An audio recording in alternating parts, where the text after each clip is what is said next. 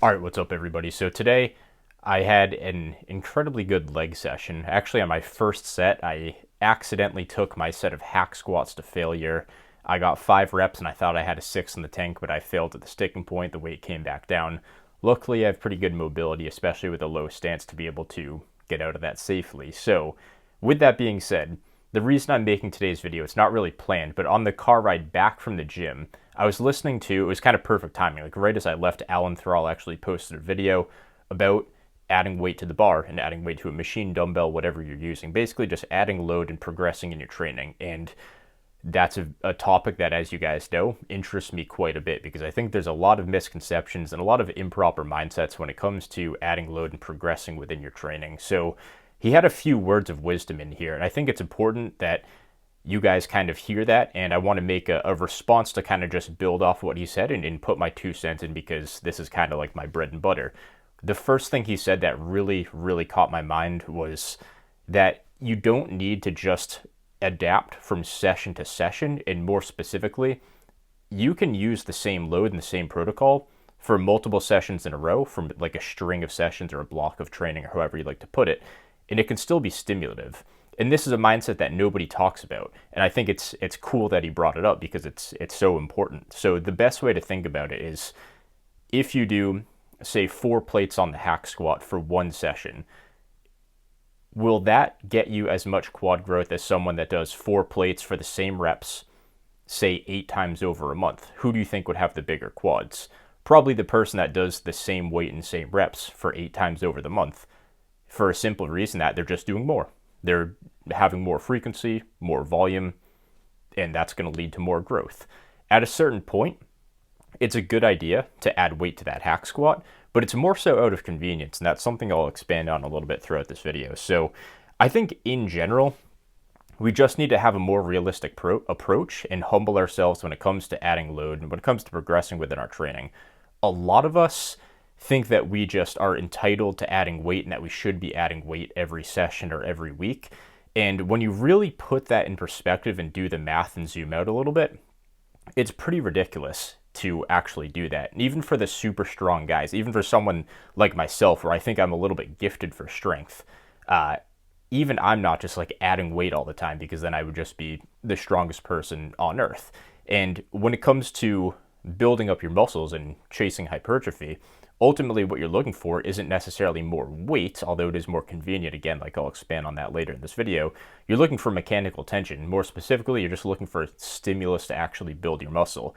How strong you are and how much you perform and what you need to get that stimulus is basically just determined by how big you are. And I think we're chasing the wrong thing.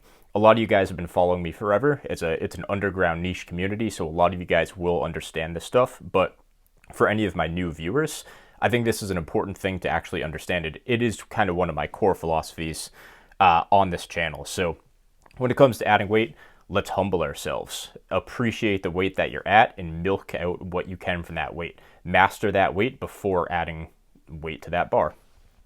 Adding weight too quickly, and this is where it gets more important, adding weight too quickly indicates that you have or might suffer from progressive overload anxiety. Try switching your mindset to chasing something like measurements or chasing mechanical tension, or if you want another word for that, chase proximity to failure. Or to simplify it even more, like Steve Shaw says, chase hard sets. Doesn't get much simpler than that. I love it. And that will give you an honest look into your training stimulus.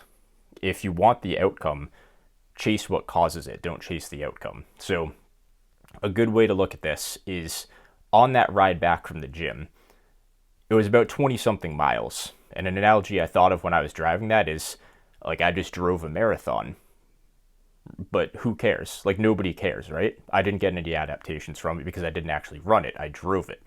So take the vehicle that you need to reach that goal. So when you put that in the perspective of bodybuilding, when I'm doing my hack squats at that gym earlier today, I could go halfway.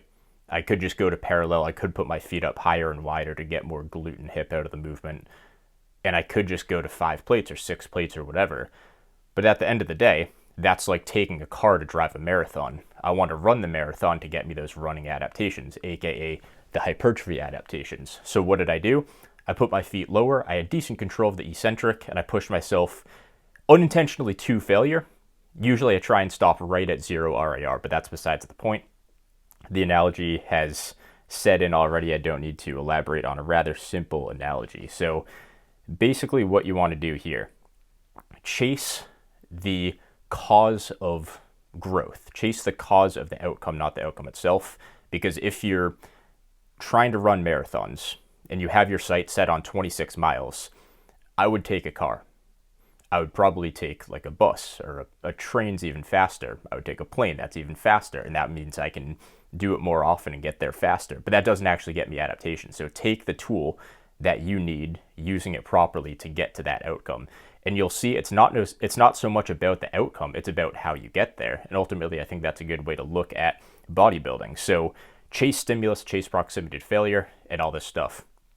When you look at something like measurements instead, if you know that you have to measure your muscle at the end of each month, you're going to be much more honest with your training, and you'll notice that automatically shifts your mindset to getting stimulus, because now the goal you're chasing is an actual size. It's not a strength number. It's not the 5 or 6 plates on the hack squat. You're chasing a 27-inch leg or an 18-inch arm, whatever it is. And when it comes down to this, that gives you a pretty glaringly obvious, like, honest insight into how your training's going.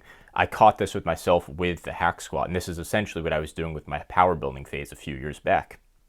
With my hack squat, I had a higher stance, wasn't going down as low as I should have, and I wasn't getting that much out of the lift. And then a month later, when I had my measurement check-ins, I kind of thought back like, oh shit, I should have been getting more out of that lift, and my quads probably aren't going to be as big as they should be. So what did I do?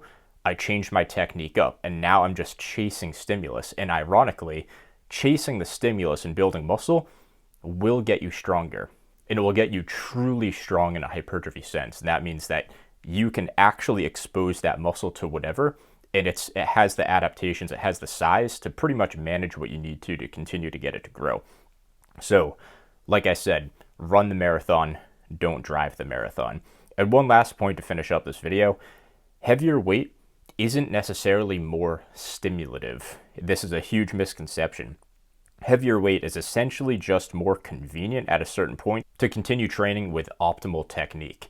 And what I mean by this is I could still get big quads hack squatting 2 plates, but I'd have to slow my tempo down a ton. I'd have to do whatever I could to absolutely maximize range of motion, and the set would probably take 2 minutes, and at that point it's not convenient.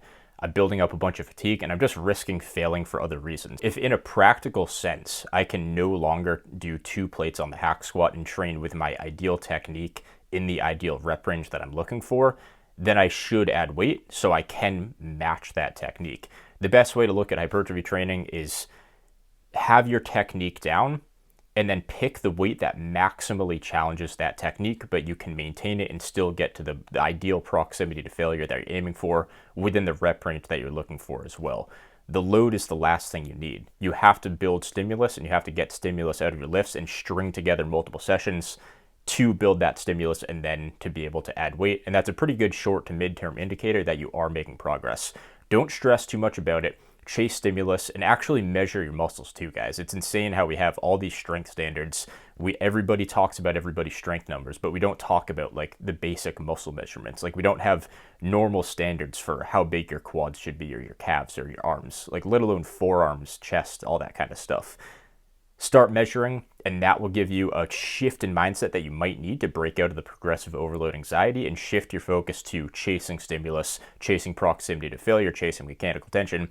And as simply as this last one is, just chasing hard sets. And always give credit to Steve Shaw on that one, because he puts it so simply, and I love that, because I think that's really what gets it to click with a lot of people. So with that being said, check out Alan Thrall's video. He explained this in a bit more of a tangible way that you can kind of directly apply to your training. I know my stuff's a little bit more like mindset-y and approach to training and that kind of stuff. So that's all I got for today. Enjoy the rest of your Sunday. I will see you guys soon for that 15K Q&A.